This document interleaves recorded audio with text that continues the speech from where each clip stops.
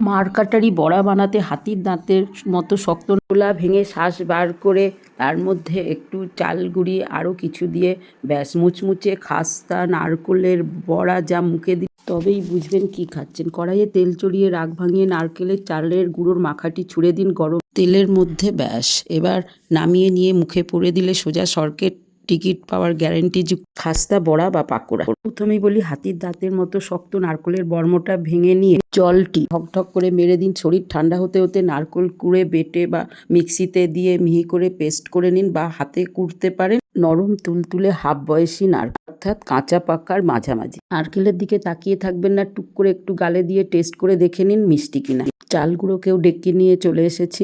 এখন নারকেল যে পরিমাণে খেতে পারবে সেই পরিমাণে যোগ করে দিচ্ছি। জলটা একটু মাখা মাখা টাইট হবে সেই রকমই দিয়ে দিলাম। ব্যাস এইভাবে দেওয়ার পরে একটুখানি কাঁচা লঙ্কা কুচিয়ে দিতে পারেন। আমি একটু চটকে মেখে দিলাম, হালকা হালকা ঝাল করব। মরিচ গুঁড়োও দিতে পারেন, আবার বেসনও যোগ করতে পারেন। যত গুড় ঢালবেন তত মিষ্টি আর কি। আর একটু চাল গুঁড়ো রাখবে টাইট করার জন্য। জলের পরিমাণটা এইভাবেই কমিয়ে নিলে বেশি ভালো হয়। এই ফাঁকে ইচ্ছা মতো আরেকটু ঝাল মেশাতে চাইলে মেশাতে পারেন, যখন মনে হবে আপনার নাকের জল আর চোখের জল মিশিয়ে একইভাবে গঙ্গা বইছে। ব্যাস এবার কাটা ঘায়ে নুনের ছিটে যোগ করে দিয়েছি। এবার ভালোভাবে মাখিয়ে টাকিয়ে বেশ থাবড়ে থুবড়ে দিয়ে রেডি করে একটুখানি 2-5 মিনিট রেখে দেবো, যাতে জলটা চালের গুঁড়ের সঙ্গে মিশে টাইট হয়ে যায়। বেশি জল দিলে রিস্ক আপনার। অল্প ওইভাবে মাখলেই নারকেলের তেলে জলে রেডি। তপ্ত কড়াইতে মাথায় তেল বেশি দেবো না, তাই অল্প সাদা তেল দিয়ে গরম করে হস্তচালিত অঙ্গুলি যন্ত্র আর তপ্ত তালুতে চেপে গোল পাকিয়ে টিক্কির মতো করে রেডি করে ব্যাস ছেড়ে দিচ্ছি কড়ার মধ্যে। এইভাবে আস্তে ধীরে নাড়িয়ে চাড়িয়ে এপিট ওপিট করে তুলে রেখে দেবো। ঠিক খাওয়ার সময় ভাজবো। এখন এইভাবে দিয়ে বেশ একটু খেয়াল রাখবেন, নালে কিন্তু জ্বালিয়ে পুড়িয়ে দিয়ে রেগে কড়া কিন্তু এর আকার চেঞ্জ করে দিতে পারে। অল্প সময়ের মধ্যেই এগুলো ঝটপট হয়ে গেলেই এপিট ওপিট হয়ে যায়।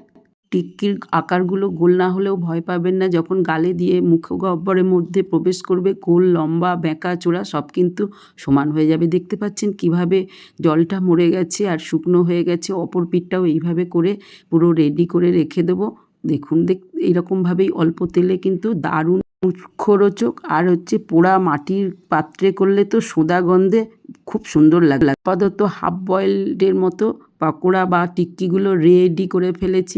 খাওয়ার আগে গরম মেজাজি তেলের মধ্যে বড়াগুলো দিয়ে পাহারায় থাকতে হবে, তাহলে কিন্তু এপিট ওপিট লাল মচমচে হওয়ার সুযোগটুকু সময় দিতে হবে, নাহলে কিন্তু একটু এদিক ওদিক হলেই সাদা বড়া কালো হয়ে যাবে। এমন বদন করে দেবে রেগে গিয়ে আপনি আর খাওয়ার সময়টুকু পাবেন না। সুতরাং ঠিক এইভাবে নাড়িয়ে চাড়িয়ে তুলে ফেলছি বড়াগুলো। ননস্টপ খাওয়ার জন্য স্ন্যাক্স বা ভাতের পাতে দারুণ। এখন আমি পরিবেশন করে দিলাম। এমনভাবে কামড়াবেন যাতে বুঝতে পারবেন পাশের বাড়ির লোকও আপনার বড়ার আওয়াজ শুনতে পাচ্ছে। এরপর যদি কুড়কুড়ে মুড়মুড়ে বড়াগুলো খেতে খেতে প্রশংসা না করে তবে সেটা দায় জাদুকরি হাতের গুণের। আজ আসি, বাই বাই। বানিয়ে ফেলুন সময়।